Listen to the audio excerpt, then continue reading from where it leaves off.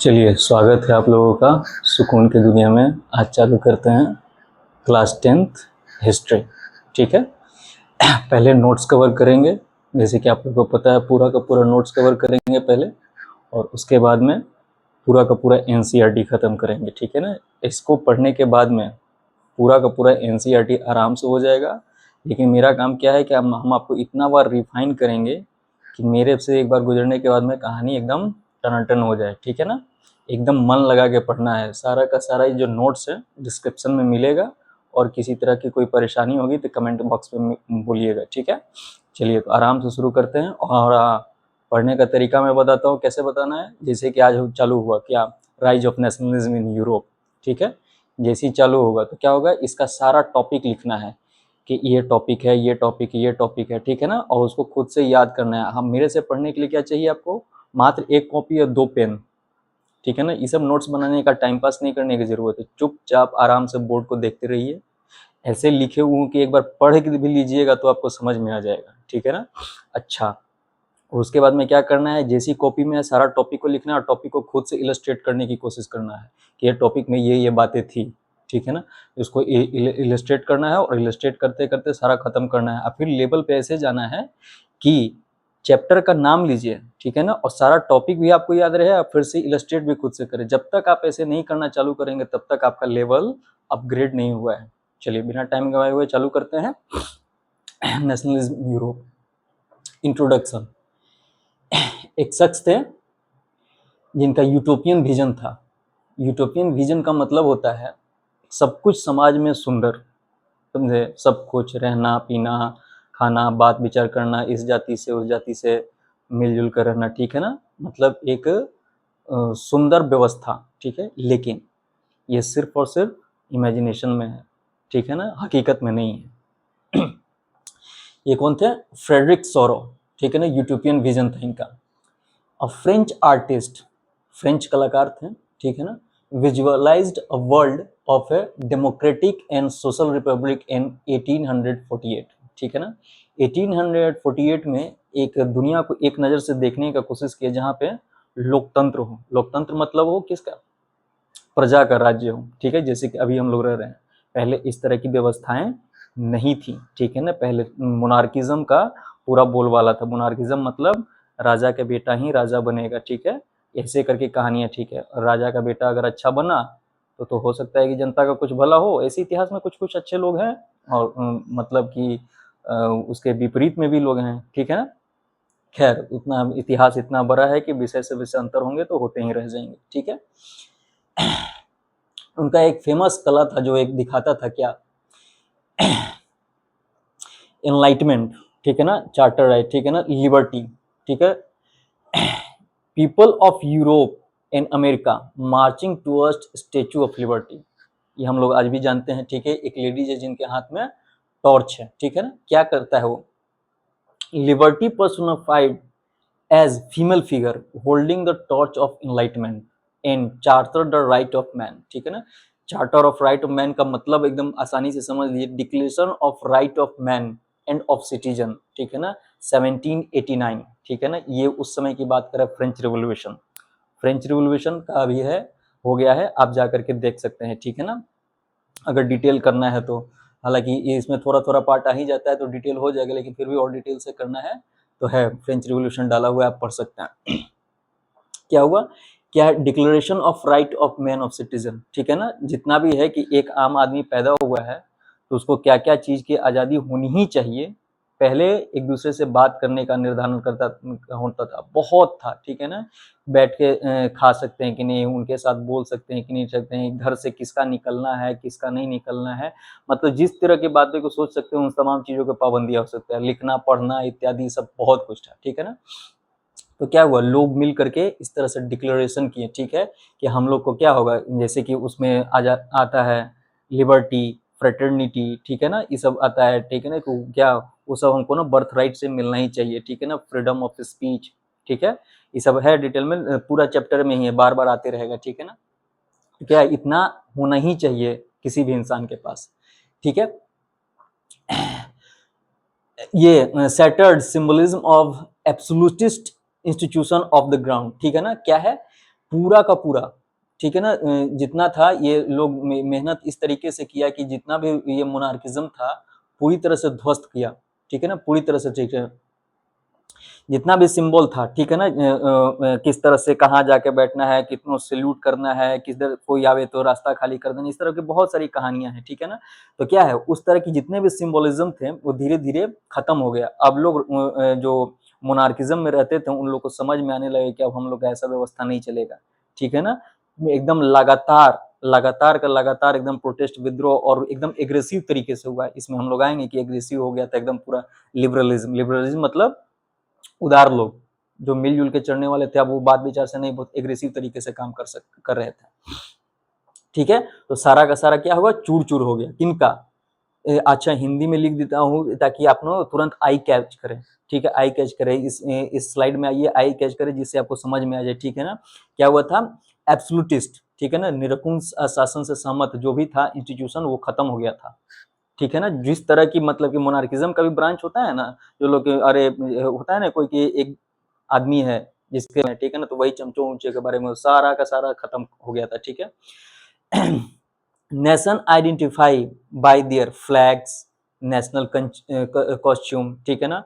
The image was utopian vision symbolising unity, liberty and fraternity among nation, ठीक है ना। Utopian refers means ideal और perfect society that exist only in imagination. Note, जैसे कि मैंने बताया क्या क्या, एकदम परफेक्ट सोसाइटी, एकदम रहना खाना, स्कूल, शिक्षा, प्रशासन, सब कुछ बहुत सुंदर हो, ठीक है ना।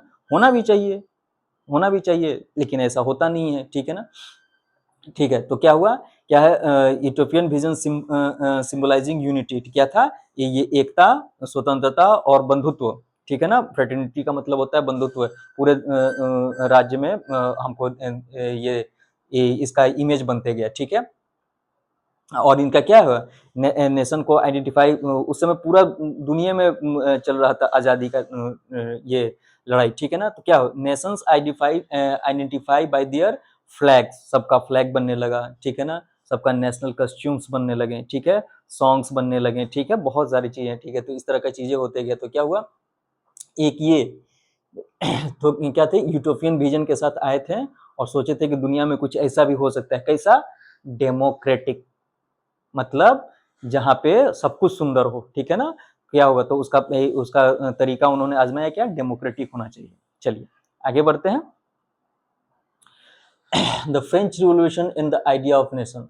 फ्रेंच रिवॉल्यूशन ही ऐसा था कि दुनिया में हुआ, होते ही लोगों को इस बात का एहसास हुआ कि अरे ये एक ऐसा तरीका भी है रहने का, जीवन यापन करने का, कैसा, डेमोक्रेटिक, लोकतंत्र, ठीक है ना, जहाँ पे लोग अपना मत रखेंगे और उन मतों में जितना जो लोग जीतेगा उसके अनुसार इस दुनिया का बनावट होगा, ठीक है ना, ऐसी तरह का बात है, ठीक है। फ्रेंच रिवॉल्यूशन 1789 में था। First clear expression of nationalism, ठीक है ना। नेशनलिज्म, कोई देश है तो पूरा देश विभिन्न तरह की विभिन्नताओं के होने के बावजूद भी साथ रहेगा, ठीक है। पहले तो ये लोग सोचता ही नहीं था वो उस जाति का है, वो उनके साथ रहता है, हम उनके साथ कैसे बैठ सकते हैं, लेकिन आजादी की लड़ाई ने सबको एक साथ कर दिया, ठीक है ना, एक साथ कर दिया। की स्टेप बाई रिवोल्यूशनरीज, क्या क्या कदम उठाए गए थे उनके जो वहाँ के क्रांतिकारी लोग थे। Transfer of sovereignty from monarchy to French citizens, ठीक है, इसको जो है पूरा का पूरा फ्रांस की जनता में बांट दिया गया था। ये है चीज क्या भाई, मीन्स सुप्रीम पावर और अथॉरिटी, ठीक है, सुप्रीम पावर और authority in politics. It refers to the full right of a state to govern itself without interference from outside forces. इसका कहानी ही यही है कि पूरी तरह से हम अपने मर्जी से चलाएंगे। अब अगर मर्जी जनता के भलाई में है तो बहुत अच्छा, और खिलाफ में है तो हो गया, बैंड बज गया। खिलाफ में ही था तो इस तरह की तो घटनाएं घटी। तो क्या हुआ, पूरा का पूरा रिवोल्यूशनरी जितने भी क्रांतिकारी थे उनको एक ही बात समझ में आ गया था, ठीक है ना, कि किसी तरह का पावर का डिस्ट्रीब्यूशन हो जाए ना, पावर का डिस्ट्रीब्यूशन हो जाए तो काम बन जाएगा हमारा, ठीक है ना। यही किया गया, ठीक है ना, पूरा का पूरा जनता में आ गया।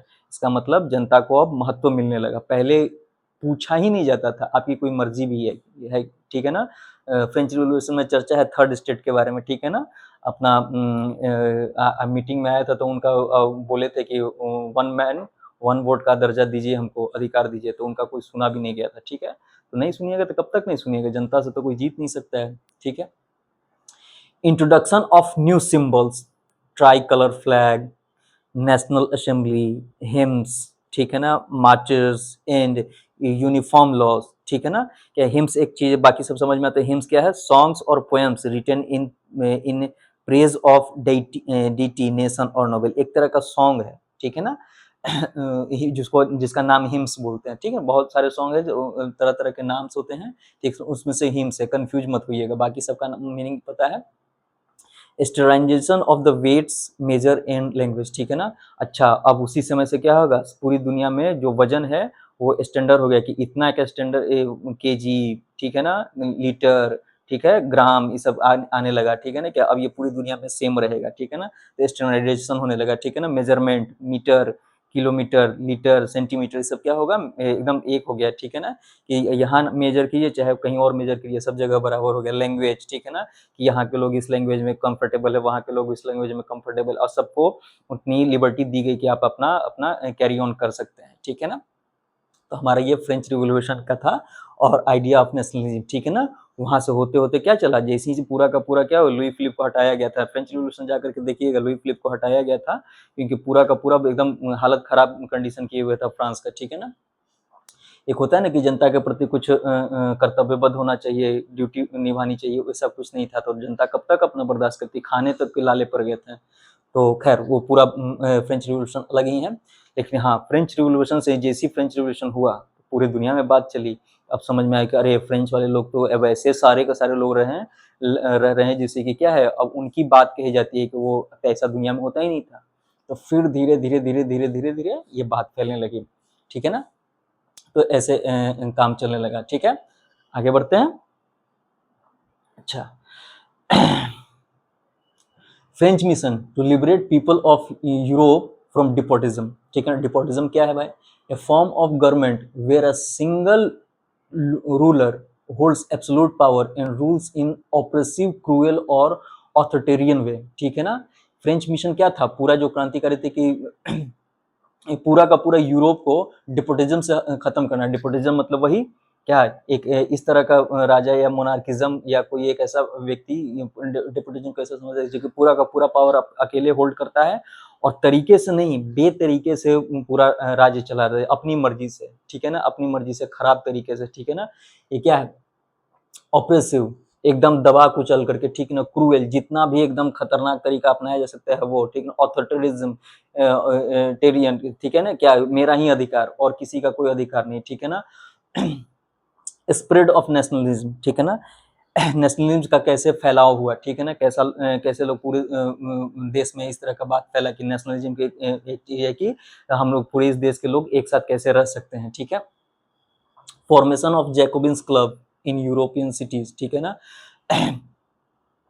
French army spread nationalist idea across the Europe. French की जितनी भी सेना थी वो क्या हुई, जितने भी लड़ने वाले तो क्रांतिकारी लोग तो क्या किए, नेशनलिस्ट आइडिया कि नहीं, एक देश में सबको मिलते हुए भी, ठीक है ना, विभिन्न तरह की विविधताओं होने के बाद, डिफ्रेंसिएशन होने के बाद में हम लोग एक साथ हंसी खुशी से रह सकते हैं। तो क्या हो, पूरी दुनिया भी इस समय देख रहा था, ठीक है ना। पूरी दुनिया भी देख रहा था कि फ्रेंच में ऐसी चीजें हो रही हैं, तो ठीक है, क्या लोग एक्सेप्ट करता थे, अरे हम लोग को भी अब इस डायरेक्शन में बढ़ना चाहिए, ठीक है ना। तो ये बात थी, ठीक है। समझ गए, डिपोटिज्म को हटाने के लिए और स्प्रेड ऑफ नेशनलिज्म कैसे। जैकोबिन्स क्लब, जैकोबिन्स क्लब क्या था, वहां पे लोग इकट्ठा होते थे, ठीक है ना। जैकोबिन्स क्लब थे, इकट्ठा होते थे और क्या, नेशनल को कैसे यूनाइट किया जाए, विभिन्न तरह के लोगों को मिल करके, ठीक है ना, कि कैसे यूनाइट किया जाए, उस तरह की बातचीत होती थी, ठीक है ना। बाद में इसको बंद भी किया गया, ठीक है ना, वो अलग कहानी रूसों से। The making of nationalism in Europe, ठीक है ना। The making of nationalism in Europe, ठीक है। The aristocracy and new middle class, क्या था?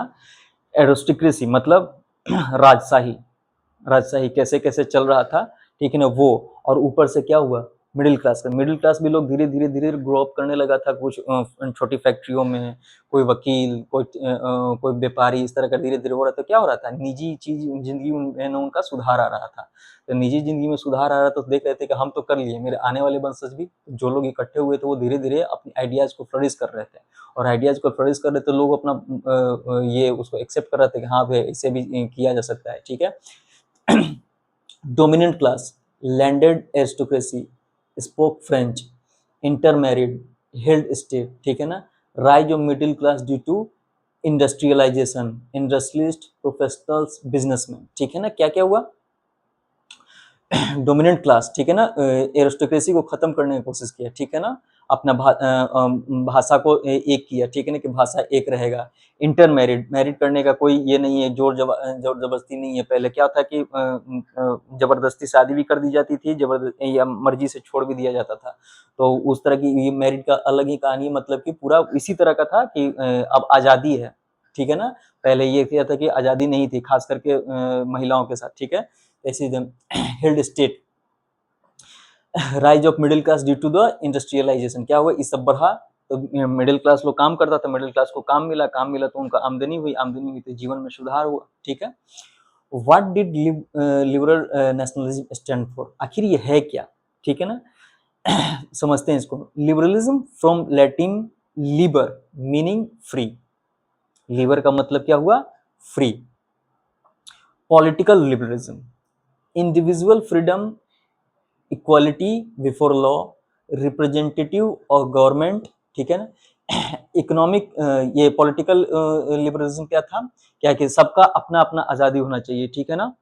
मतलब कि कोई कि दूसरे पर डिपेंडेंस नहीं, कि मालिक नहीं आज बोले हैं तो आज नहीं निकलूंगा, ऐसा कुछ नहीं है, ठीक है ना। आप जहाँ भी काम कर सकते हैं, जहाँ भी रह सकते हैं, कोई दिक्कत नहीं। आप जहाँ पे मतलब दो लोगों के बीच में किसी तरह का बिजनेस हुआ कि हाँ रजामंदी है, तो आप अपना कीजिए, कोई दिक्कत नहीं है। Equality before law, equality before law का मतलब कि हम राजा हैं, ठीक है ना, हमने चोरी किया, एक नौकर दर्जे का आदमी है, उसने चोरी किया, तो अगर सजा मिलेगी तो राजा को भी बराबर मिलेगा और नौकर को भी बराबर मिलेगा, ये equality of law.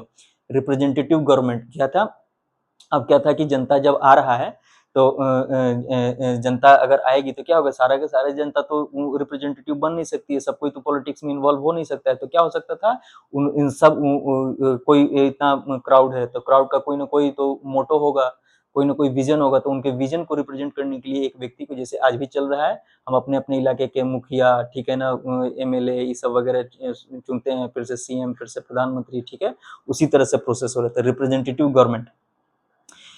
Economic liberalism, freedom of markets, evolution of state restriction, ठीक है ना। क्या था, मार्केट में भी, अरे मतलब कहीं नहीं, पहले का जमाना पूरी तरह से एकदम मोनार्किज्म पर डिपेंड था, जैसा वहां से सर्कुलर जारी हुआ वैसा ही होगा, और सही गलत का डिस्कस करने वाला कोई नहीं है, सही उसी पे एकदम निर्भर किया जिस तरह का राजा है, ठीक है ना। राजा अच्छा है तो जनता का भला हुआ, राजा खराब हुआ तो जनता की बैंड बज गई, ठीक है। फ्रीडम ऑफ मार्केट, ठीक है। एवोल्यूशन ऑफ स्टेट रिस्ट्रिक्शन, ठीक है ना, किस तरह का क्या वहाँ के राजा के घर से किस तरह का ये सर्कुलर निकलता था, अब उस पर डिपेंडेंसी नहीं रहे, वो कहानी ही खत्म हो गया, ठीक है ना। जोल्वेरिन, ठीक है ना, German custom, union promoting economic society, ये एक तरह का वैसा था सोसाइटी, यूनिटी जो क्या था, इकोनॉमिक कंडीशन को प्रमोट करता था, ठीक है ना। फ्रिडरिच लिस्ट है, economic unity leads to the national unity, ठीक है ना, ये याद करने का, एक लाइन में आ जाएगा तो अब कैसे बोलिएगा, क्या था फ्रिडरिच लिस्ट, ये था economic unity leads to the, अरे हाँ, अगर आर्थिक व्यवस्था अच्छी होगी और एक समानता आएगी, ठीक है ना, तो क्या होगा, जहाँ पे ये होगा उस देश का तरक्की होगा, ठीक है ना, तो नेशनल यूनिटी को ये लीड किया, ठीक है। चलिए आगे करते हैं। न्यू कंजर्वेटिव आफ्टर 1815, ठीक है ना। 1815 के बाद में एक नई तरह का कंजर्वेटिव आया, ठीक है ना, देखते हैं क्या क्या है। Post Napoleon era mark bye the conservative, ठीक है ना, नेपोलियन के बाद का जो एरा को है बताया गया कंजर्वेटिव से, ठीक है ना। कंजर्वेटिव मतलब क्या, कंजर्वेटिव मतलब वो लोग जो पुराने ख्यालों में रहने वाले हैं, जल्दी से ना बदलाव पसंद नहीं करते हैं, जैसे रीति रिवाज है वैसे ही चल रहे हैं, और अगर फिर वही डिपेंड करता है कि अगर अच्छा है और सही है तो बल्ले बल्ले, और गड़बड़ है तो गड़बड़ है, ठीक है ना, तो ये बात है। कांग्रेस ऑफ वियना, 1815 बाय मेटरनिच, ठीक है ना। रिस्ट्रिक्शन ऑफ मोनार्कीज, लिबरल लोग थे, ठीक है ना। तो इन्होंने क्या किया, सॉरी, कांग्रेस ऑफ वियना में, मेटरनिच में, ठीक है। Restriction of monarchies, reorganisation of territories, जो भी वहाँ का किसी देश का क्षेत्र था, ठीक है ना अपना, तो उसको फिर से रीऑर्गेनाइज किया गया, ठीक है ना। कोई किसी और में, वहाँ का किस में, इसमें किस में, तो सबका क्या हुआ, रीऑर्गेनाइजेशन किया, ठीक है ना। अच्छा, separation of liberalism and censorship law impose, ठीक है ना। सपरेशन ऑफ लिबरलिज्म, ठीक है ना। क्या हुआ, उदारवादी जो थे कि अच्छे से चीज करें, ठीक है ना, तो उन लोगों के ना बातों को सप्रेस किया गया, ठीक है ना। एंड सेंसरशिप वाज इम्पोज, क्या नेपोलियन के बाद का, ठीक है ना, नेपोलियन के बाद का कहानी चल रहा है, ठीक है। तो क्या हो रहा है, एंड सेंसरशिप लॉ इम्पोज, मतलब क्या, सेंसरशिप क्या था कि आप क्या जनता में पब्लिश कर रहे हैं, चाहे किसी भी माध्यम से, जब तक हम परमिट नहीं करें तब तक आप उसको ना कर नहीं सकते हैं, ठीक है ना। हमारे यहाँ जब भी आप याद है उनके सेंसर बोर्ड में इस फिल्म पे बोर्ड बैन लगाया, ऐसा नहीं, तो इसी तरह का बात हर एक चीज पे, कविता पे, पोयम पे, नाटक पे, ठीक है ना। अगर सेंसर कर दीजिएगा तो वो चीज नहीं पारित होगी, नहीं पब्लिक में पब्लिश किया जाएगा, तो क्या होगा, वापिस से ये सब कर दिया गया, ठीक है ना, नेपोलियन के बाद में, ठीक है ना। अच्छा, देखिए, सेंसरशिप इज द कंट्रोल और suppression of information, speech, writing, film and other media by government और authority to prevent people from seeing, hearing content considering harmful, offensive और पॉलिटिकल सेंसिटिव। ये बोला जाता था बहाना कि ये चीज ना जनता को दिखाने लायक नहीं है, जनता में खराब हो जाएगा, ठीक है, बस तुम बोल दिए, जरूरी थोड़ी है कि जनता जागरूक भी हो सकता है। तो पहले के राजा को ये मंजूर नहीं हुआ करता था कि जनता जागरूक भी हुए, ठीक है। The revolutionaries, secret societies emerge to oppose monarchies, ठीक है ना। सीक्रेट सोसाइटी लोग निकलते रहा था कि मोनार्कीज को ना किसी तरह से खत्म होना, क्योंकि मोनार्कीज के पास पावर था, वो क्या थे, एक बार में सीधे ये ऑर्डर दे देता कि उनको एग्जीक्यूट कर दो, तो लोग किसी तरह से छुप छुपा के काम करता था, लेकिन काम करता था। गिजिप मेजिनी, इटली, ठीक है ना, गिजिप मेजिनी, इटली, ठीक है ना। रिवोल्यूशनरीज के बारे में बात किया जा रहा है, तो कैसे कैसे होगा, तो founded young Italy and young Europe, ठीक है ना। Founded young Italy and young Europe, ठीक है ना। वांटेड यूनिफाइड डेमोक्रेटिक रिपब्लिक, क्या इनका मन था कि एक मतलब कि लोकतंत्र बने पूरी तरह से एकता से बंद होकर के, ठीक है ना। Feared by conservative like Metternich, ठीक है ना। अच्छा, इस तरह के कंजर्वेटिव लोगों से डरते थे, जाहिर सी बात है कि ये बदलाव के पक्ष में थे या ये बदलाव के पक्ष में नहीं थे, तो और पावर इनके हाथ में था, पावर इनके हाथ में था, जाहिर सी बात है कि डर लगेगा, ठीक है। तो ध्यान देने वाला है, रिवोल्यूशनरीज कैसे कैसे काम करता था, सीक्रेट सोसाइटी इमर्ज किया, गजिप मजीनी थे इटली के, जो इन्होंने क्या किया, यंग इटली और यंग यूरोप को फॉर्म किया, ठीक है ना, आगे बढ़ाया। Wanted unified democratic republic feared by the conservative like Metternich, ठीक है। आगे करते हैं, चलिए। द एज ऑफ रिवोल्यूशन, ठीक है ना, 1830 से 1840, ठीक है ना, ये पूरा रिवोल्यूशन चल रहा था, ठीक है ना, कहाँ से कहाँ कैसे कैसे हो रहा है, ठीक है ना। और ये पूरा इसमें से समझ में आता है कि कैसे कैसे लोग लोग काम कर रहे थे, ठीक है ना। फ्रांस एंड बेल्जियम, ठीक है ना, 1830 की बात हो रही है।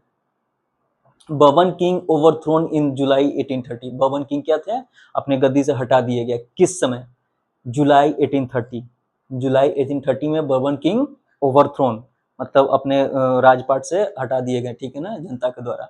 Belgium broke away from the Netherland, Belgium क्या हो गया, अलग हो गया, किससे, नीदरलैंड से। बेल्जियम क्या हो गया, अलग हो गया, 1830 की बातचीत चल रही है, ठीक है ना। बेल्जियम अलग हो गया किससे, नीदरलैंड से। ग्रीक वार ऑफ इंडिपेंडेंस, ठीक है ना, 1821 से 1832, ठीक है ना। ये part of Ottoman empire since the 15वीं शताब्दी से ही, ठीक है ना, ये क्या था, ऑटोमन एम्पायर का पार्ट था, ठीक है ना। सपोर्टेड बाय यूरोपियंस और आर्टिस्ट लॉर्ड बायरन, ठीक है ना। क्या है, इस तरह के बदलाव लाने के लिए, अलग होने के लिए क्या कि इनसे साथ मिला, ठीक है ना। रिजल्ट, ट्रीटी ऑफ कॉन्स्टेंटिनोपल, ठीक है ना, कॉन्स्टेंटिनोपल, ठीक है ना, 1832 ग्रीस बिकम इंडिपेंडेंट, ठीक है ना, 1832 में ग्रीस इंडिपेंडेंट हो गया, खत्म कहानी, दोनों में अलगाव हो गया, ठीक है। चलिए, रोमांटिज्म एंड नेशनलिज्म, ठीक है ना, cultural movement that emphasised emotion, folk tradition and shared past, ठीक है ना। क्या हो गया, कल्चरल, ठीक है ना, कल्चरल इमोशन, ठीक है ना, और फोक ट्रेडिशन, गीत गाना, ये सब क्या होता है, नाटक पंक्तियों से क्या होगा, एक दूसरे में लोग ना यूनिफाई रहे, ठीक है ना, और क्या दिया, बल दिया किसमें, नेशनलिज्म के तरफ बल दिया, नेशनलिज्म, क्योंकि इस तरफ चीजें हो रहा है तो एक साथ लोग बैठ रहे हैं और वही मुद्दा चल रहा है, मुद्दा चल रहा है तो क्या लोग यूनाइट हो रहे हैं, और यूनाइट हो रहे हैं तो क्या होगा, नेशनलिज्म को बढ़ावा मिला, ठीक है, नेशनलिज्म को बढ़ावा रहे। जॉन गॉटफ्राइड, ठीक है ना, Herder, German culture lies in the das Volk, das Volk का मतलब क्या था, द पीपल, ठीक है ना, जर्मन कल्चर क्या था, वहां के लोगों में था, मतलब जर्मन फिलोसफर थे ये, ठीक है, German poet and cultural thinker थे, ये थे कौन, जॉन गॉटफ्राइड हर्डर, ठीक है ना, played a key role in shaping German nationalism in the late 18th century, ठीक है ना, इनका बहुत महत्व है, ठीक है ना, जर्मन को नेशनलिज्म की तरफ बढ़ाने में, ठीक है, किनका, जॉन गॉटफ्राइड हर्डर का, ठीक है ना, folk tradition, language and music strengthen the national feeling, ठीक, जाहिर सी बात है, मैं वही बोल रहा था कि वहाँ पे लोग आते हैं तो क्या होता है, या सुनते हैं तो इमोशन समझ में आता है, समझ में आता है तो लोगों को क्या होती है, मोटिवेट होते हैं, तो क्या हुआ, ये क्या हुआ, नेशनलिज्म की तरफ बढ़ावा मिला, ठीक है ना। चलिए आगे करते हैं। Hunger, hardship and popular revolt, ठीक है ना, 1830 इकोनॉमिक हार्डशिप, ठीक है ना, अर्थव्यवस्था खराब चल रहा था एकदम, Europe faced severe economic crisis, unemployment and food scarcity due to industrialisation in poor harvest, ठीक है ना, क्या हो रहा था, इंडस्ट्रियलाइजेशन इन पुअर हार्वेस्ट, ठीक है ना, इंडस्ट्रियलाइजेशन हो रहा है और क्या हो रहा है, काम ज्यादा ला रहा है, वेतन कम दे रहा है, ठीक है ना, और खेती अगर हो रही है तो क्या हो रहा है, हार्वेस्ट अच्छा नहीं हो पा रहा है, तो क्या होगा, कहानी तो खराब होगी ही होगी, तो क्या होगा, उसका पूरा का पूरा प्रभाव कहाँ पड़ेगा, मनी पे पड़ेगा, तो क्या होगा, 1830 इकोनॉमिक हार्डशिप, ठीक है ना, किसके केस के कारण, इंडस्ट्रियलाइजेशन इन पुअर हार्वेस्ट के कारण, ठीक है ना, और क्या क्या हुआ था, इकोनॉमिक क्राइसिस हुआ था, अनएम्प्लॉयमेंट बढ़ा था, फूड स्कार्सिटी हुआ था, ठीक है ना।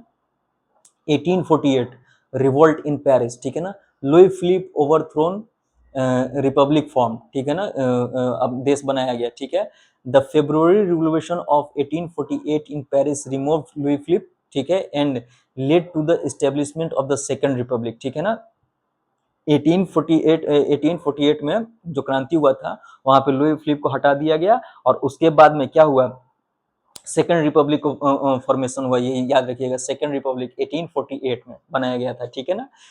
पेरिस, सेल्सियन वीवर, सेल्सियन वीवर क्या कहते हैं, 1845, ठीक है ना, वीवर्स इन सिल्सिया, प्रूसिया, ठीक है ना, revolted against the contractors who exploited them with the very low wages, ठीक है ना, ये उनके खिलाफ में क्रांति किए, जो वो लोग, ठीक है ना, जो काम कराते थे, ठीक है ना, और क्या करते थे, मतलब पैसे कम देते थे, काम ज्यादा कराते थे और पैसे कम कराते थे, तो उन कॉन्ट्रैक्टर से के खिलाफ में पूरा का पूरा इन्होंने क्रांति किया, ठीक है ना। चले, the revolution of the liberals, ठीक है ना, अच्छा वही जो उदारवाद सोच के थे, ठीक है ना, कि मतलब ऐसे अच्छे होना चाहिए, सब कुछ का आज़ादी मिलना चाहिए, ठीक है ना, वैसे तो उनका कहाँ कहाँ तक रिवोल्यूशन का मतलब कि उनका साथ दिया गया, ठीक है ना, या उनका नहीं साथ दिया गया, उनका या उनके क्रांति का कहाँ कितना तक प्रभाव पड़ा, वो सब देखते हैं। 1848 revolution of liberals, Europe wide, पूरा यूरोप में, ठीक है ना, these we are led mainly by the educated middle class demanding constitutional government, civil right and national unification, ठीक है ना, ये जनरली उन लोगों के द्वारा हो रहा था जो मिडिल क्लास थे, ठीक है ना, थोड़ा सा एजुकेटेड हो रहे थे, वही जो मैं शुरू में बोल रहा था कि धीरे धीरे चीजें बदल रही थी, तो लोगों को समझ में आ रहा था कि कितना हम लोग अगर थोड़ा सा एफर्ट करें तो और अच्छी जिंदगी हो सकती है, इतना खराब जिंदगी जीने का जरूरत नहीं है, तो क्या हो रहा, नेशनल यूनिफिकेशन में काम किया, ठीक है ना, सिविल राइट्स के बारे में लोग समझने लगा, कॉन्स्टिट्यूशनल गवर्नमेंट भी कुछ हो सकता है, ऐसा लोग समझ में आने लगा, ठीक है ना। Frankfurt parliament, 1848 the Frankfurt Assembly drafted a constitution for a united Germany with a constitutional monarchy, ठीक है ना, ये इस तरह का चल रहा था असेंबली जिसमें क्या था, कॉन्स्टिट्यूशन तो था लेकिन मोनार्की उसमें इन्वॉल्व था, ठीक है ना। फ्रैंकफर्ट पार्लियामेंट जर्मनी, याद रखिएगा 1848, ठीक है ना। ये पूरे दुनिया में किस तरह से लिबरल्स का चल रहा है अपना क्रांति, वो देखने की कोशिश कर रहे हैं, ठीक है ना। Friedrich Wilhelm fourth of Prussia rejected the crown, ठीक है ना, he refuse the crown offered by the Frankfurt parliament calling it crown from the gutter. इन्होंने क्या कहा कि अगर इसमें कारण ये था मोनार्की इन्वॉल्व था, ठीक है, मोनार्की इन्वॉल्व था जो कि नहीं चाहिए था, पता था कि मोनार्की इन्वॉल्व रहेगा तो अपना अपना प्रभाव कुछ ना कुछ डालेगा ही, डालेगा तो क्या करेगा, हमको वो नहीं चाहिए, तो वो नहीं चाहिए तो इन्होंने क्या किया, इन्होंने रिजेक्ट कर दिया, ठीक है ना। मतलब इनको भी अब ये प्रपोजल क्यों हुआ कि अरे ये मोनार्की सीधे सीधे खत्म हो रहा था, मोनार्की सीधे सीधे खत्म हो रहा था, कैसे बर्दाश्त करे, अपना छटपटाता हुआ लास्ट चाल चल रहा है, लेकिन फिर भी चाल नहीं चला, काम खत्म।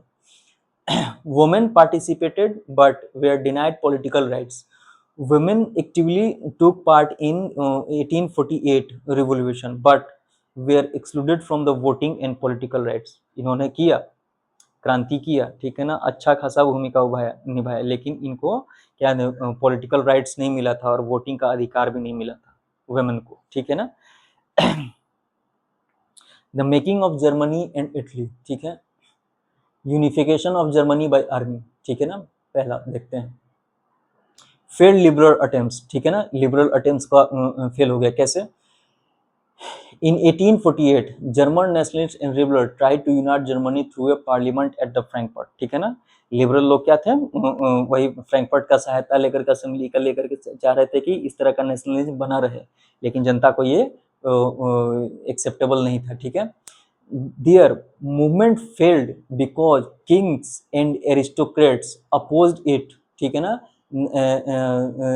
They lacked army support, कौन, फ्रैंकफर्ट पार्लियामेंट, दे lacked कौन, फ्रैंकफर्ट पार्लियामेंट, ठीक है ना। Kings and aristocrat opposed it, ठीक है, अरे नहीं चाहिए था ना भाई, आप अपना लिबरलिज्म अपने पास रखिए, ठीक है ना, क्या हमको ये सब नहीं चाहिए कि सबको को आजादी कुछ रहेगा, तो क्या होगा, तो वहाँ पे कौन था, वहाँ पे मोनार्की लोग थे, ठीक है ना, मोनार्की लोग बैठा हुआ था, मोनार्की लोग बैठा हुआ था, तो बोल रहे थे क्या लिबरल इस तरह का सोच रखते थे क्या कि सब कुछ में आजादी में मिले, तो उस तरह की बातों को एक्सेप्ट नहीं किया गया, हटा दिया गया, ठीक है। तो इनका वहाँ पे लिबरल को सफलता नहीं मिली, ठीक है ना। प्रूसिया टेक्स लीडरशिप, ठीक है ना, प्रूसिया आफ्टर द फेलियर, ठीक है ना, यहाँ फेल हो जाने के बाद में जब लिबरल फेल हुए तो उसके बाद में क्या हुआ, प्रूसिया लीडरशिप लिया, ठीक है ना। After the failure Prussia the strongest German state took charge of unification, ठीक है ना, क्या अब अगर यूनाइट करना है तो किसके हैंड से होगा, प्रूसिया के हैंड से। Prussia had a strong army and modern economy making the natural, और जाहिर सी बात है कि अगर कोई मुद्दा फंसा हुआ है तो हम किसी ऐसे आदमी को देखेंगे जो क्या हो, सामर्थ्य हो, जिसमें ताकत हो, तो उस समय क्या था उसके पास में, मॉडर्न इकोनॉमी था, ठीक है ना, इसके वजह से क्या था, मेकिंग इट नेचुरल लीडर, ठीक है ना, तो कोई कंपटीशन करने की जरूरत नहीं, ऑटोमेटिक उसको ये काम मिल गया कि अब हम लोग से नहीं हो रहा है तो आप आगे कीजिए, ठीक है। अच्छा क्या था जर्मनी में role of Otto von Bismarck का, ठीक है ना, बिस्मार्क प्रूसियन चांसलर थे ये, ठीक है ना। Believed in the policy of blood and iron, मतलब army and war not speeches, ठीक है ना, इनका कहानी कुछ और था कि बातचीत बहुत हो गया अब मारधार से काम होगा, ठीक है ना। He planned unification through the wars not debates, ठीक है ना, इन्होंने क्या किया कि ऐसे काम नहीं चलेगा, बहुत बातचीत हुआ, ठीक है ना, ऐसे करते करते तो बस यही समय चला जाएगा, ठीक है ना, और ऐसे करते करते यहाँ कहाँ तक कब तक चलते रहेंगे, तो उन्होंने क्या किया, नहीं हमको ये अपनाना पड़ेगा, ठीक है ना, ये अपनाना पड़ेगा, या इसकी जरूरत बिल्कुल नहीं है, इसकी बिल्कुल जरूरत नहीं है, ठीक है, तो क्या किया, वार से काम किया, ठीक है ना, बिस्मार्क पॉलिसी पूछ देगा, ठीक है ना। Wars of Unification 1864 war with Denmark, Prussia plus Australia defeated Denmark and took the control of Schleswig, ठीक है ना, Schleswig एंड होल्स्टन, ठीक है ना, इसको उच्चारण करने में दिक्कत होगा तो लिख दिया हूँ, ठीक है ना, स्लेविस क्या है, स्लेस्विग, ठीक है ना, स्लेस्विग, स्लेस्विग एंड होल्स्टन, ठीक है। अच्छा 1866 war with Austria, war with Austria 7 weeks war, ठीक है ना, क्या 1866 में 7 वीक का वॉर चला था। Prussia defeated Austria in gain dominance over the northern Germany, ठीक है ना, यहाँ पे 1866 में क्या किया, 1866 में काम किया, क्या 7 सप्ताह का वॉर चला, और वॉर चलने के बाद में क्या प्रूसिया ने हरा दिया ऑस्ट्रेलिया को, ठीक है ना, उसके बाद अपना अधिकार कहाँ जमा लिया, उत्तर के जर्मनी में अपना अधिकार जमा लिया। 1866 Prussia defeated Austria. 1866 Prussia defeated Austria and gain dominance over northern Germany, ठीक है। 1872-71 war with France. Prussia defeated France which united the southern German state with the north। क्या हुआ, कितना अच्छा काम हुआ, ठीक है ना। एक तो नॉर्दर्न हमारा मिला ही हुआ था, और एक काम क्या कर लिया हमने, फ्रांस को हरा दिया। फ्रांस को हराते ही क्या हुआ, जो साउथ का पार्ट था जर्मन का वो भी यूनाइट हो गया। नहीं, काम तो अच्छा हो रहा है, तो यूनिटी मिल गया किस में, 1872-71 में। आगे बढ़ते हैं। 1871 जर्मन एम्पायर प्रोक्लेम, ठीक है ना। 1871 में जर्मन एम्पायर प्रोक्लेम किया गया, जर्मनी एक जगह है, ठीक है ना। अच्छा, in January 1871 at the place of Versailles France king Wilhelm one of Prussia was declare Kaiser, मतलब एम्पायर ऑफ जर्मनी, ठीक है ना। एम्पायर ऑफ जर्मनी किसमें, 1871 में, किसको, किंग विल्हम फर्स्ट को, ठीक है ना। उसको क्या किया, काइसर वहाँ बोला जाता था, वर्ड यूज हो जाएगा, तो यहाँ पे इनको नियुक्त कर दिया गया, ठीक है ना, ये घोषित कर दिया गया। This mark the unification of Germany under the Prussian leadership, ठीक है ना। प्रूशियन नॉर्थ से काम करना चालू किया था, धीरे धीरे क्या हुआ, फ्रांस जीत करके दोनों नॉर्थ साउथ दोनों मैच कर दिया, तो वह क्या क्या इनके अंडर में हुआ था सब काम। किंग विलियम फर्स्ट तो क्या घोषित कर दिए गए 1871 में, एम्पायर ऑफ जर्मनी। अच्छा, इससे क्या हुआ, जर्मनी यूनिफिकेशन चाहिए था, यूनिफिकेशन हो गया। की idea, Germany was not unified by the speech और the democratic movements but by the army wars and Bismarck diplomacy, ठीक है ना। किससे हुआ, स्पीचेज और डेमोक्रेटिक मूवमेंट से नहीं हुआ, बल्कि आर्मी एंड वॉर से हुआ था, और उसमें बिस्मार्क का डिप्लोमेसी बहुत बड़ा भूमिका अदा करता है। ओके, इटली, जर्मनी हो गया, इटली करते हैं। इटली डिवाइडेड बिफोर यूनिफिकेशन, कितना, बहुत डिवीजन था, ठीक है ना। In early century Italy was divided into the 7 state. 19th century से पहले इटली डिवाइडेड था 7 स्टेट्स में। Australia controlled Lombardy and Venetia, ठीक है। ऑस्ट्रिया जो था इटली का कंट्रोल करता था, कौन सा इलाका, Lombardy and Venetia. The Pope control Papal state central Italy, Pope के कंट्रोल में कौन था, सेंट्रल इटली था। गजब कहानी हो रही है, एकदम पूरा बैंड बजा हुआ इटली का। Bourbon kings ruled the kingdom of the two Sicilies, ले बवन की अलग से अपना साउथ इटली में राज करता था। Only Sardinia Piedmont was the ruled by an Italian, यही एक जगह था जो क्या था कि इटली के ओरिजिनलिटी से, मतलब कि जो डायनेस्टी है वहाँ का, उन्हीं से द्वारा, मतलब इतना ही जगह, ठीक है ना। सार्डिनिया भी बस था जो कि इटली का डायनेस्टी से रूल किया जा रहा था, बाकी सब बटा हुआ था, ठीक है ना। ऑस्ट्रिया अलग, Lombardy and Venetia, pope central में, ठीक है। और यहाँ पे साउथ में कौन, बबन किंग, और एकदम इटली चकनाचूर था। अच्छा, ये एक आदमी आते हैं, गिजिप मेज़नी, क्या रोल है इनका, नेशनलिस्ट रिवोल्यूशनरी, पहले इनका परिचय जान लेते हैं। हु फाउंड यंग इटली, पीछे भी पढ़े थे, ठीक है ना। फाउंड यंग इटली मूवमेंट, ठीक है, यंग इटली मूवमेंट फाउंड किया। He spread ideas of freedom, unity and republican Italy, इन्होंने क्या किया, पूरे के पूरे इटली में वही जैसे पूरी दुनिया में चल रहा था यहाँ भी चले, तो इन्होंने ये काम किया, क्या पूरे इटली में इस बात को आगे बढ़ाया, क्या, किस चीज का, कि नेशनलिज्म भी कोई चीज हो सकती है, ठीक है ना। Freedom, unity and republican Italy. His revolts failed, but his idea inspired the future leaders। इनके साथ बहुत सारे लोग थे, ये शुरू में फेल हो गए, ठीक है ना, लेकिन जितना कर सकते थे करे, लेकिन क्या हुए, इनके द्वारा जिनके अनुयायी थे, जो इनके अंडर में काम करते थे, या जो लोग इनसे प्रभावित थे, जरूरी थोड़ी इनके अंदर में काम ही करे, सबको प्रभावित हो रहे, तो फिर आगे वो लोग कैरी फॉरवर्ड किए, ठीक है, कि नहीं, ये काम लागू होना चाहिए, freedom, unity and republican Italy बनना चाहिए। विक्टर एमिलियन, ये सार्डिनिया के जो थे राजा, ठीक है ना, become the leader of unification movement, ठीक है। मजानी हारे, उसके बाद में ये बने, ठीक है। Wanted to unite Italy under a constitutional, अरे इनका खुद इनका खुद अपना जो राज था वो पूरा हासिल नहीं था। जब हासिल नहीं था तो ये क्या चाह रहे थे? ये चाह रहे थे कि अब काम हो तो क्या होगा, मेरा तो है ही नहीं, तो लेकिन वो तो सबका खत्म हो। तो इस तरीके से कहानी होते होते क्या हो गया, ये इस तरह, लेकिन क्या सपोर्ट ये करते थे किसका?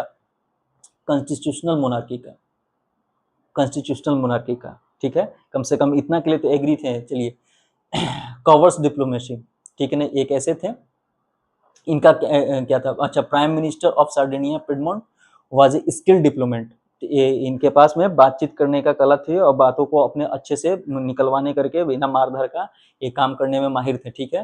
ही allied with France in 1850 and defeated Austria to gain Lombardy, ठीक है ना। क्या किए, जिस फ्रांस से हाथ मिलाए और ऑस्ट्रिया को हरा दिया, जिससे क्या था, लोम्बार्डी को अलग कर लिया, ठीक है ना। फ्रांस के पास कौन कौन था? लोम्बार्डी और वेनेशिया था, ठीक है, तब एक लोम्बार्डी निकाल लिए, कौन? कवर्स, अपने डिप्लोमेसी से। Garibaldi and the red shirts, Giuseppe Garibaldi, a revolutionary leader, led the red shirts army. He liberated southern Italy and handed it over to the Victor Emmanuel। Southern Italy को, southern Italy को निकाल दिया, कहाँ से? Baban king से, Baban king से निकाला, ठीक है। कौन थे? गिजिप गरिबाल्डी, ठीक है ना। गिजिप गरिबाल्डी क्या किए, साउथ को निकाले और उसको हैंडेड ओवर कर दिए, किसको? सार्डिनिया की, क्योंकि सार्डिनिया ही मेन डायनेस्टी था, जहां से क्या था, इटली का मेन डायनेस्टी था, वही इटली के ओरिजिनल राज शासक थे, ठीक है, तो उन्हीं को कर दिया। आगे करते हैं, unification completed, most of Italy was united under king Victor Emmanuel, ठीक है, जितना भी इटली था उसमें से मोस्ट मतलब प्रतिशत मात्रा में अधिक क्या होता, विक्टर इमैनुअल के अंडर में क्या था, यूनाइट होते जा रहा था। Venice 1866 and Rome 1870 joined later completing the unification. Venice और रोम, वेनिस 1866 में, रोम 1870 में, वेनिस 1866 में और रोम 1870 में ज्वाइन किया पूरा का पूरा इटली को, मतलब इनको, और क्या हुआ, पूरा का पूरा इटली यूनाइट हो गया। की idea, Italy's unification was achieved through nationalist idea, कौन थे? Mazzini, diplomacy, Cavour, in arm struggle, Garibaldi, जो साउथ निकाल करके दे दिए थे इनको, ठीक है ना, under the monarchy of Victor Emmanuel second, ठीक है, एकदम लाइन बाय लाइन पढ़ना है, ठीक है ना, पढ़ते ही समझ में आना चाहिए, ठीक है ना, इससे ज्यादा टाइम लोड नहीं करना। उसके बाद सीधे एनसीईआरटी में जाना है और एनसीईआरटी का भी एक एक वर्ड देखना है, इसमें कोई छोटा मोटा वर्ड भी रहा तो उसको मैं इलस्ट्रेट कर देने की कोशिश किया हूँ ताकि आपको समझने में दिक्कत ना हो, ठीक है। पूरा का पूरा एनसीईआरटी करिएगा, फिर मैं उसका क्वेश्चन आंसर कराऊंगा, ठीक है, लोड लेने वाली बात नहीं है, लेकिन हाँ, कंसंट्रेशन एक भी बार मैं बोर्ड पे नहीं आता हूँ, कोशिश करता हूँ अलग रहूँ ताकि आपको एक एक चीज दिखाई दे, और जो बोल रहा हूँ सुनिए, जो लिखा हुआ है सो एकदम बार बार आराम से पढ़ पढ़ के समझते जाइए। यहीं पे एक बार टाइम स्पेंड कर रहे हैं तो कर रहे हैं, बार बार टाइम स्पेंड करने की जरूरत नहीं, टाइम कीमती है। ब्रिटेन डिफरेंट केस, ब्रिटेन का थोड़ा डिफरेंट केस था, ठीक है, वहां पे क्रांति वगैरह नहीं हुआ, यूनिफिकेशन वाज ग्रेजुअल, धीरे धीरे धीरे धीरे होते होते हो गया, ठीक है। एक्ट ऑफ यूनियन, ठीक है ना, 1707 में मर्ज्ड इंग्लैंड एंड स्कॉटलैंड, ठीक है ना, इंग्लैंड को 1707 में इंग्लैंड और स्कॉटलैंड को मर्ज कर दिया गया। Ireland suppressed and forcibly unite, ठीक है, इसके साथ थोड़ा सा जोर जबरदस्ती किया गया, फिर भी इसको क्या ब्रिटेन में जोड़ ही दिया। British identity imposed via language, ठीक है, ब्रिटिश का आइडेंटिटी उनका लैंग्वेज से, और culture symbol, Jack, Union Jack flag था, एंथम था, God save the king and queen, ठीक है, इस तरह सबका होता है, तो इनका भी चल रहा था, एक फ्लैग था, एक एंथम था, और धीरे धीरे क्या हुआ, लैंग्वेज था ही, एक लैंग्वेज के बाद जल्दी जल्दी जल्दी जल्दी ये लोग होते गए, ठीक है, तो धीरे धीरे धीरे ये भी यूनाइट हो गया। विजुअलाइजेशन द नेशन, अब नेशन कैसे कैसे बना, ठीक है ना, personification of the nation as a female, ठीक है, एलेगोरीज कौन कौन थे जो उनको माना गया, ठीक है, कुछ कुछ पर्सनालिटी कैसे कैसे काम किए, ठीक है ना, मैरियान फ्रांस की थी, लिबर्टी एंड रिपब्लिक को ये दर्शाती थी, इनमें ये इस तरह की बातें थी। जर्मेनिया जर्मनी के थे, स्ट्रेंथ एंड यूनिटी, स्ट्रेंथ और यूनिटी को ये फ्लोरिश किए। सिंबल, कुछ कुछ सिंबल था उस समय कैसे कैसे काम करता था, ठीक है ना। लोग जो कुछ लोग होते थे कि जो पढ़े लिखे नहीं थे, तो उनको कुछ इस तरह का साइन देख लेते थे तो समझ जाते थे। जैसे ब्रोकन चेन का मतलब होता था फ्रीडम। स्वॉर्ड देख लिए वो लोग तो समझ में आ गया कि रेडी टू फाइट वाला बात है। जैसे स्वॉर्ड दिखा तो ready to fight. Crown of oak leaves, ठीक है, जैसे ये मिला तो क्या मतलब उसको हीरोइज्म के रूप में, किसी कोई छोटा मोटा काम किया उसको ये अगर पहना दिए तो हीरोइज्म की तरह में उसको दर्शाया जाता था। Nationalism and imperialism. Shift in nationalism. After 1871, unification of Germany and Italy. 1871, unification of Germany and Italy. Nationalism in Europe become aggressive and imperialist.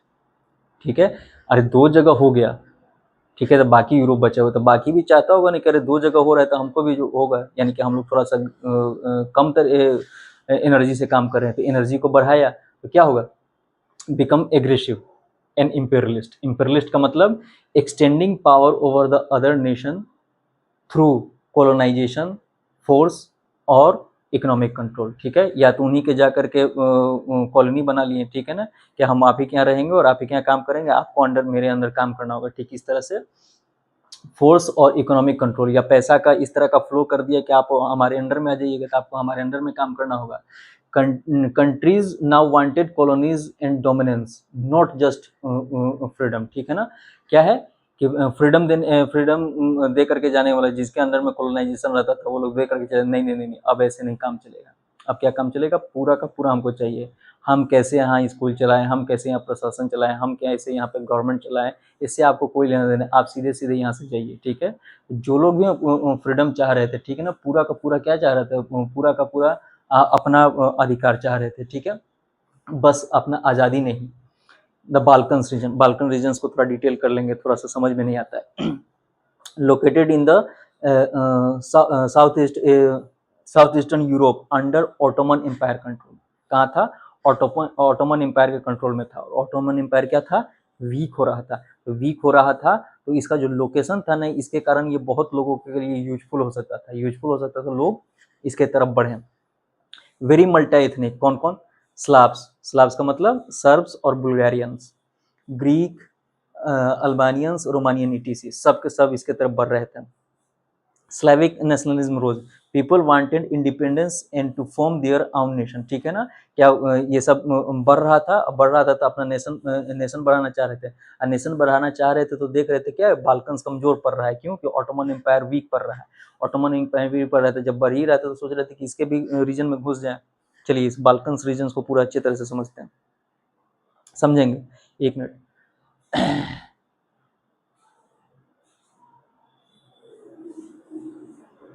थोड़ा सा गड़बड़ हो गया नहीं, अच्छा कोई बात नहीं।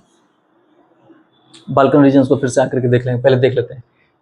Great power rivalry, the big European powers Australia, Hungary, Russia, Germany, Britain competed for influence in Balkans। वही बाल्कन्स कमजोर हो रहा था तो क्या हो रहा था, इतना बड़ा बड़ा देश सब ऑस्ट्रिया, हंगरी, रशिया, जर्मनी क्या था, सब चाह रहा था कि बाल्कन्स में मेरा प्रभाव हो, और प्रभाव क्यों चाह रहा था उसका भी कारण एक्सप्लेन करेगा, बढ़िया है आगे है, ठीक है, आगे ही इसको देख लेते हैं, अच्छी बात है।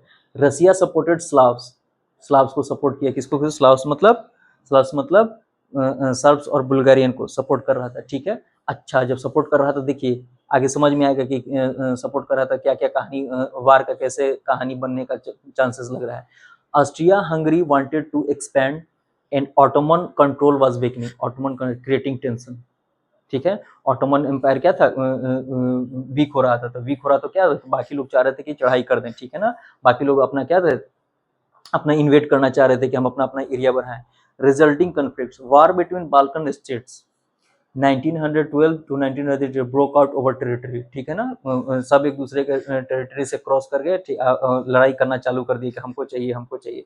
The region became known as the powder case of the Europe because small conflicts could spark a big war। अरे देख रहे हो कैसा कैसा लोग देश आया रहा है, अगर आ रहेगा तो ऐसा थोड़ी आएगा कि चलो एक टेबल पे बैठ जाते हैं, पंजा लड़ा लेते हैं और फैसला हो जाएगा, नहीं, ऐसे ऐसे देश हैं अपने तमाम पावर के साथ यहाँ पे आए हुए हैं, तो थोड़ी सी भी अगर बात होगी तो लड़ाई का क्या रूप ले लेगा, वार का रूप ले लेगा, ठीक है। चलिए reasons for war in Balkans, आखिर क्या था भाई बाल्कन्स जो पूरा सब कोई लगा हुआ था। स्ट्रेटजिक लोकेशन इसका देखिए, Balkans lie between Europe and Asia with access to Mediterranean, Adriatic and Black Sea. ठीक है ना, एक ऐसी जगह लोकेशन पे था ये सबको कवर कर रहा था, सबको कवर कर रहा था Balkans. whoever controlled the balkans had control over important trade routes and military pathways। अरे क्यों नहीं चाहेगा, जब हम ऑटोमन एम्पायर वीक हो रहा था तो सब कोई चाह रहा था कि अरे ये हमको मिल जाए। ठीक है, वीक हो ही रहा है तो क्या जगह हम अपने अधिकार मिल लेते हैं तो मेरा काम बनेगा, तो सब कोई चाह रहा था कि हो जाए। डिक्लाइन ऑफ ऑटोमन एम्पायर, दूसरा रीजन क्या था, Ottoman empire was weakening, sick man of Europe. ठीक है, and many groups wanted to grab its territory in the Balkan. ठीक, अगल बगल के जो भी लोग थे या जो भी शक्तिशाली देश था सब चाहते थे कि जो भी था हमको बाल्कन्स का एरिया हमको मिल जाए। न्यू इंडिपेंडेंट नेशन कौन कौन, Serbia, Greece, Bulgaria, Roman wanted to expand their borders. ठीक है, नया नया जो सब निकला था वही चाह रहा था कि अरे हम लोग जीते आ रहे हैं, इसको भी जीत ही लेंगे। ठीक है ना, तो क्या हो रहा था, चाह रहे थे कि ऑटोमन एम्पायर जब वीक हो रहा था तो क्या था, जो बाल्कन्स का एरिया है हमको मिल जाए। बाल्कन्स का एरिया के लिए बहुत हुआ। rise of nationalism, different ethnic groups, Serbs, Croats, Bulgarians, Albanians, etc. wanted their own states. This caused constant clashes over who should control over the land। ठीक है ना, इस तरह की बातें सब तरह से सब लोग आ रहे थे। ठीक है ना, और आने के बाद में क्या रहता है, हमेशा क्लैश होते रह रहा था कि आखिर किसका अधिकार बाल्कन्स पे बनेगा। Great power rivalry, Russia supported Slavs, specially Serbia, Serbia को सिलेक्ट किया to gain influence and access to warm water ports. Warm water का जगह का क्या था, रसिया चाह रहा था कि हमको भी मिले। ठीक है, तो किसको, स्लाविक नेशन स्पेशली सर्बिया को सपोर्ट किया, कौन, रूस। Austria Hungary wanted to expand into the Balkans to stop Serbia from growing. अरे सर्बिया कमजोर था तो क्या चाह रहा था कि अरे स्ट्रांग होगा तो क्या होगा, हमारे से टक्कर लेगा। तो क्या चाह रहा था कि ये हम बाल्कन्स में हम इन कर जाए तो ये सर्बिया खत्म हो जाएगा। सर्बिया अपना पावर यूज नहीं कर पा रहा है, लेकिन सर्बिया को तो देख रहा है कि रशिया सपोर्ट कर रहा है, तो क्या होगा, कहानी बन रहा है ना, बाल्कन्स की लड़ाई हो रही है। Britain, France and Germany also had interest in the region for trade and strategy. ये लोग दूर थे लेकिन क्या थे, ट्रेड एंड स्ट्रेटजी के लिए देख रहे थे कि अरे बाल्कन्स कमजोर है, ये तो हम हमारे पास ताकत कम है क्या, हम क्यों पीछे रहे, अरे ये हमारा होना चाहिए। ये भी लगता, बाल्कन्स इस तरह से अपने में चारों तरफ से सबको को अट्रैक्ट किए हुए था। World war one connection, Balkan समझ लिए, बाल्कन्स देख लीजिएगा। 1914 the assassination of the archduke French Ferdinand. ठीक है, ये कौन थे, ऑस्ट्रिया हंगेरियन के एम्पायर थे। ठीक है ना, और उस राजगद्दी के राजकुमार थे कि यही राजा बनते हैं। ऑस्ट्रिया हंगरी बाई किसके साथ, ट्रिगर सर्बियन नेशनलिस्ट, ये सर्बियन नेशनलिस्ट लोग इनको मार दिए। और ट्रिगर क्या होते, जो भी अलायंस थे उनके बीच में, ये ऑस्ट्रिया हंगरी के बीच में जो भी अलायंस था या और भी जो भी थे तो वो ट्रिगर कर दिए, करे ऐसे कैसे हो गया। ठीक है ना, ये तो गलत बात है, गलत बात है तो क्या होगा, इसका बदला लिया जाएगा, बदला लिया जाएगा। तो इस तरफ जा रहा था कहानी, जा क्या रहा था, यही एक कारण ही था जहाँ से क्या चलो वर्ल्ड वार वन चालू हो गया। Tangled alliance and imperial ambition turned a local conflict into a World War First। ठीक है, जो भी अलायंसेस थे इनके कारण क्या हुआ, मौत होने के कारण ये क्या हुआ, वर्ल्ड वार फर्स्ट में तब्दील होते गया। ठीक है ना, ये कॉन्फ्लिक्ट होते होते होते होते होते वर्ल्ड वार फर्स्ट में चला गया। की idea, nationalism after 1871 no longer just about the uniting people, it became aggressive, कौन, nationalism, aggressive and imperialist, especially in the Balkans leading directly to the World War First। जित उतना सारा लोग involve था बाल्कन्स में, और क्या हुआ, सीधे सीधे क्या हुआ, इनके होते ही क्या होगा, एकदम मतलब होता है ना कि आग में घी डाल देना और आग लग गया, तो क्या वर्ल्ड वार फर्स्ट का चला गया कहानी। ठीक है, होना ही था। और कुछ इंपॉर्टेंट पर्सनालिटीज थे जिनके बारे में देख लेते हैं कौन कौन। फ्रेडरिक सोरो, वही जो क्या थे, विजुअलाइज किए कि एक अच्छा सुंदर सोसाइटी भी हो सकता है। यूटोपियन रिपब्लिक मतलब सब कुछ एकदम सुंदर। ठीक है ना, लेकिन यूटोपियन का मतलब क्या होता है, ये हकीकत में नहीं होता है, कल्पना में ही।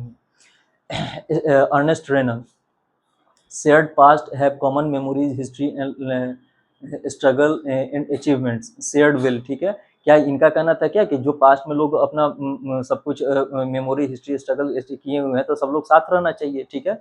अच्छा, शेयर्ड विल अपना सोच विचार, people choose to live together in continue that share life into the future, और क्या चाहे कि अभी तो साथ में ही है और भविष्य में साथ में थे। अर्नेस्ट रेनन का इस तरह का थ्योरी था कि जो पास्ट में है और जो अपनी साथ विचार को किए हैं वो आगे बढ़ना चाहिए, ठीक है ना। कौन? People to choose live together and continue shared life into the future. अभी जो साथ में है भविष्य में भी आगे रहेंगे, और जो लोग साथ में अपना ये सब क्रांति किए हैं, हिस्ट्री स्ट्रगल किए हैं, उनको साथ में रहना है, ठीक है। Napoleon Bonaparte spread revolutionary principle, बहुत क्रांतिकारी अपना तरीका अपनाया राजपाट फैलाने का, ठीक है ना। मजनी गरिबाल्डी और कावर, ठीक है ना। लीडर्स ऑफ इटालियन यूनिफिकेशन, ये कौन कौन थे? ये लीडर्स ऑफ इटालियन यूनिफिकेशन, इनके कारण इटली का यूनिफिकेशन हुआ था। ऑटो वन बिस्मार्क कौन था? Architect of German unification, Germany का यूनिफिकेशन किया था, ठीक है। चलिए मिलते हैं नेक्स्ट एनसीईआरटी के साथ। लाइन पूरा करिएगा, अब एनसीईआरटी बचेगा नहीं, कुछ छोटा मोटा रीजन भी था तो उसको पूरा का पूरा एक्सपेंड कर दिया हूँ, ठीक है ना, ताकि आपको समझने में कोई दिक्कत नहीं हो। आराम से वही पढ़िए और पहले इसको देखिए, एक बार पढ़ लिए और उसके बाद में सारा वही पेज का कॉपी का पेज खोलिएगा, उस पर क्या चैप्टर लिखिएगा, उसका सारा टॉपिक लिखिएगा और सारा टॉपिक को बोलने की कोशिश कीजिएगा। जैसे ही बोलना चालू कीजिएगा आपको सारा का सारा आपको मतलब आ गया, और धीरे धीरे क्या चलना है, सिर्फ चैप्टर का नाम लिखना है और सारा का सारा टॉपिक भी बोलना है, उसको इलस्ट्रेट भी करना है, तब जाकर के मटेरियल आपको पूरा दिया हुआ है, पीडीएफ ये सब का पूरा लिंक में मिल जाएगा, ठीक है। धन्यवाद।